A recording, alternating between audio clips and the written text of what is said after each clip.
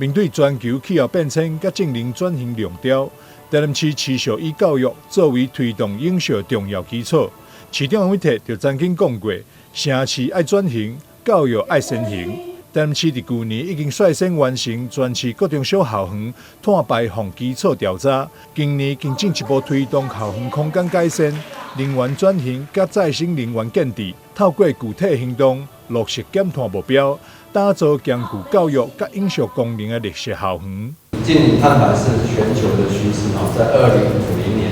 要達到所有全球都是淨零減碳的這個標準，所以也非常感謝各位教育工作者，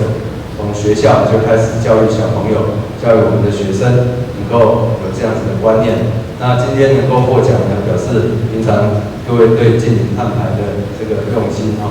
實在是付出很多。那也感謝教育局的督導，感謝各位校長、老師的用心，還有學生的配合。台南市今年各校減碳成果亮眼，其中後壁區的永安國小負碳成效達到自身碳排放量12.6倍，成為全國第一座通過認證的零碳校園。麻豆區的培文國小每年的減碳量更是高達1噸外，榮獲全市校園減碳績效第一，展現台南推動淨零教育的豐碩成果。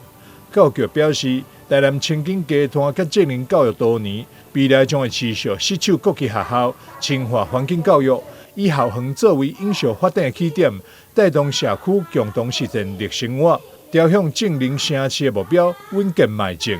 台南新聞張偉忠採訪報道。